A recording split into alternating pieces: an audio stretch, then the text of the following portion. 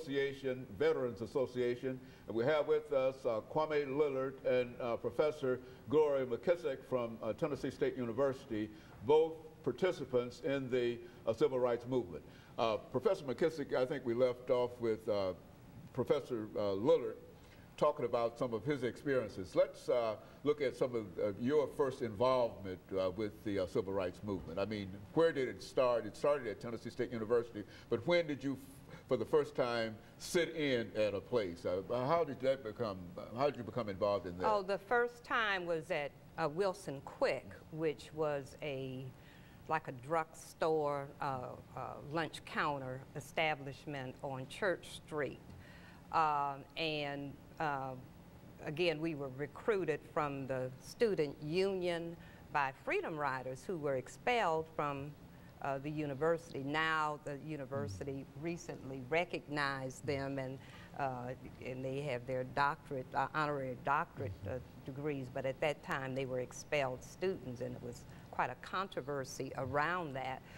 But we went down to First Baptist Church for very brief training. Now, actually, the original people who were in the sit-ins got very extensive training. That's one thing about Nashville. Dr. King said that himself, that Nashville was the best, most well-trained, prepared city in the country for sit-in demonstrations.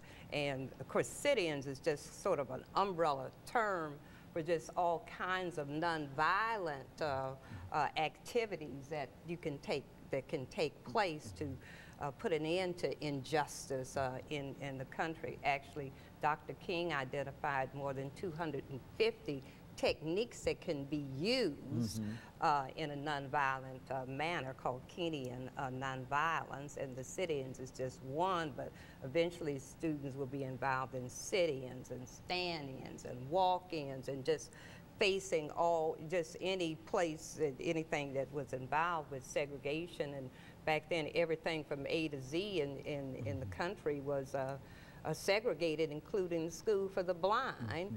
But anyway, they were well trained by Lawson and others at not only First Baptist Church, which Kwame was talking about, but Clark Memorial, I think, is where they really focus more than any other place on training those students and practicing for nonviolence. So when Greensboro took place and those students at North Carolina A&T demonstrated, and they called for Nashville to support, Nashville was well prepared to step up to the plate, and ended up actually being the first city to desegregate their lunch counters. So that's part of the uniqueness of Nashville in terms of the civil rights movement.